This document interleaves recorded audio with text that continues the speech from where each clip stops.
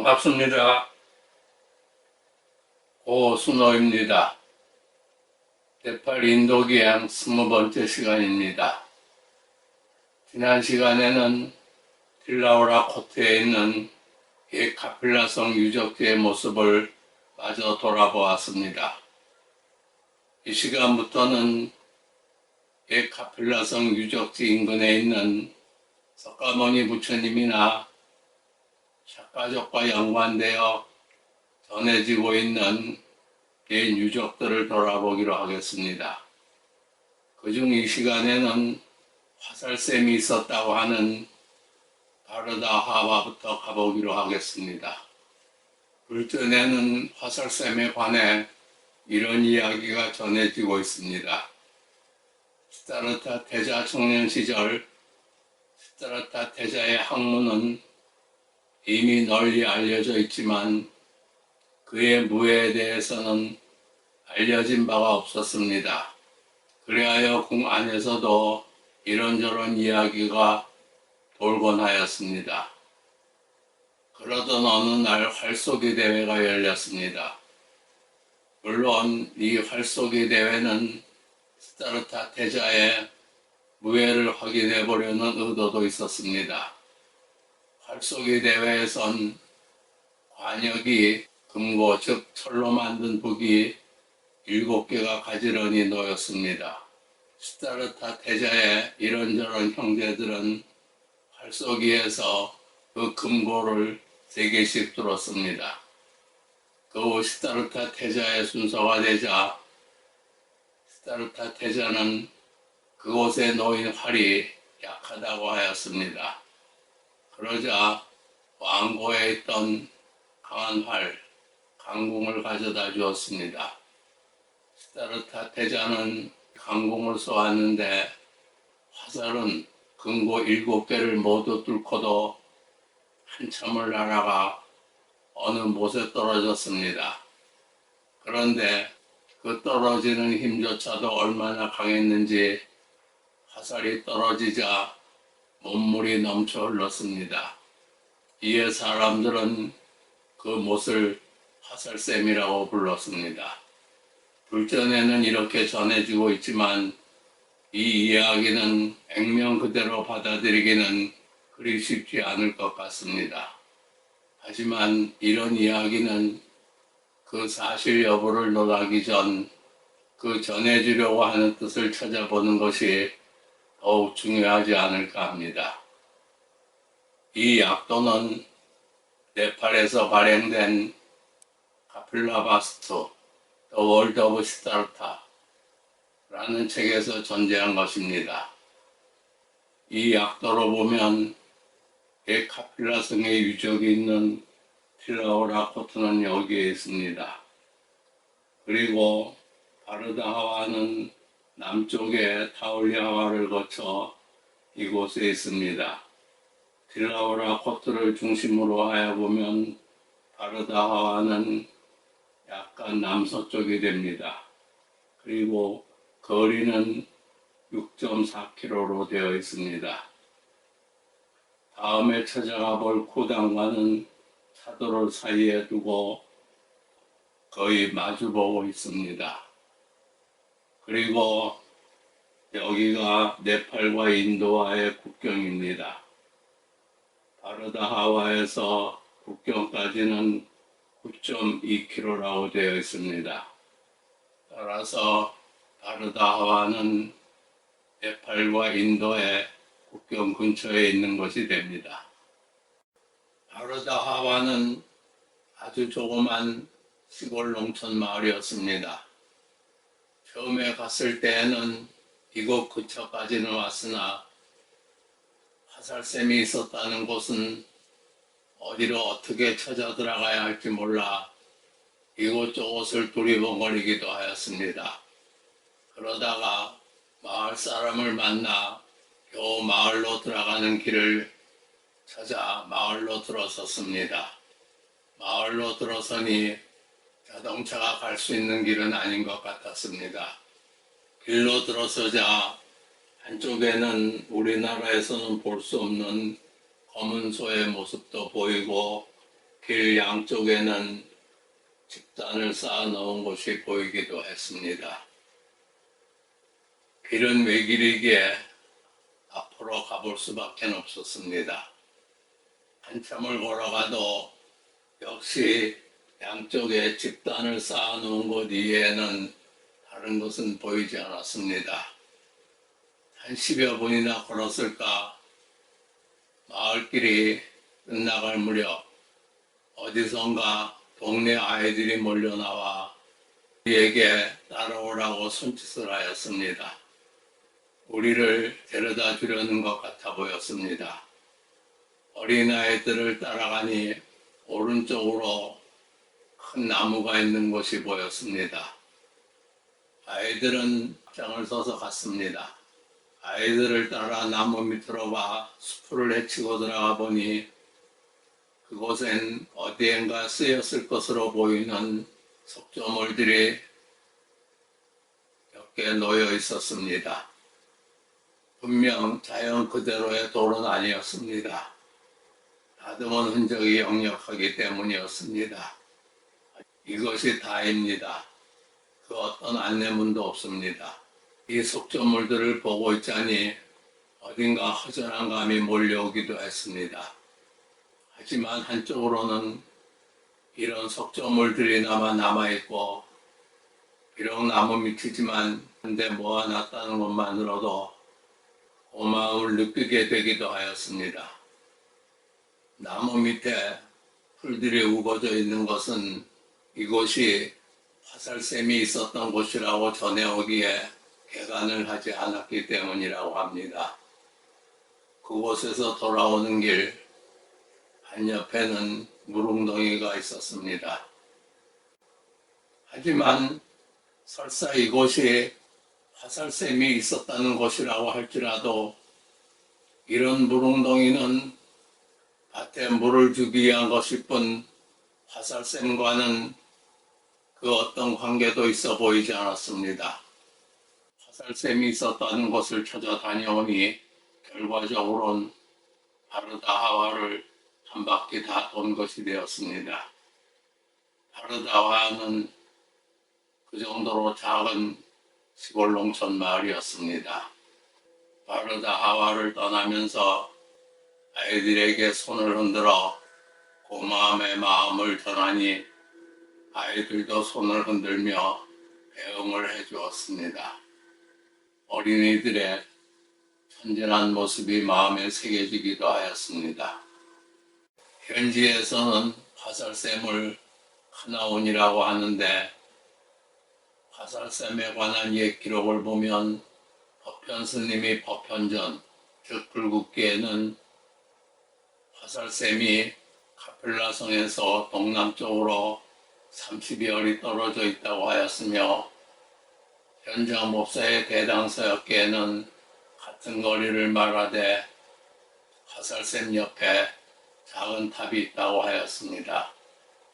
그런가 하면 필라우라 코트 남쪽에 있는 카올리하와에서 4.8km 떨어져 있는 하르데바를 화살샘이 있었던 곳이라고 하기도 합니다. 이렇게 보면 화살샘이 있었던 것은 확실한 것 같으나 화살샘이 있었다는 그 장소는 아직 확실히 밝혀지지 않은 것 같습니다.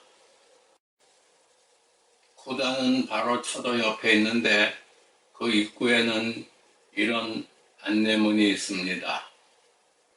이 안내문에 의하면 이곳은 니고로다 나무숲으로 수도다나 왕과 석가모니 부처님께서 만나신 장소이며 또한 프라자파티가 석가모니 부처님께 카사야를 드린 곳이라고 하였습니다. 앞에서도 알아보았지만 이에 프라자파티는 마하프라자파티를 말합니다. 그리고 이에 카샤야, 바스트라라고 한 것은 바스트라는 네팔어로 옷이란 말이며 카사야는 우리말로는 흔히 가사라고 하는데 출가 수행자들이 입는 옷을 말합니다. 물론 이곳에서의 수도다나 왕과 석가모니 부처님의 만남은 석가모니 부처님께서 성도 후 처음으로 고국인 카필라국을 찾았을 때의 일이었습니다. 석가모니 부처님의 첫 고국 방문에 대해서는 여러 불전에 전해집니다.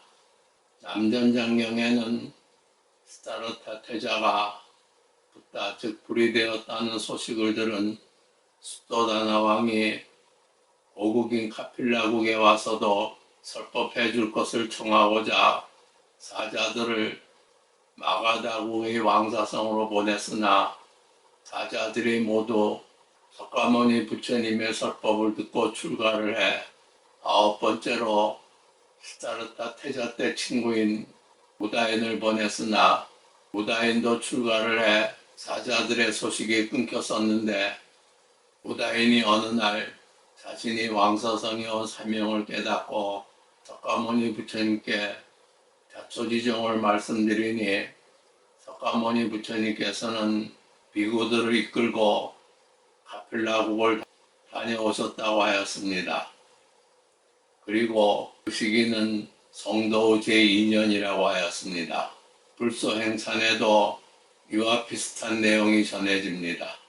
그런가 하면 불본행집경에는 성도 제1년에 노견으로 사자를 보냈다고 하였고 보효경에는 성도 제6년에 우다인을 보냈다고 하였으며 중어마하제경에는 기원정사가 이루어진 후 기원정사로 사자를 보내 석가모니 부처님의 첫 고국 방문이 이루어졌다고 하였으며 십이부경에는 성도 제12년에 첫 고국 방문이 있었다고 하였습니다.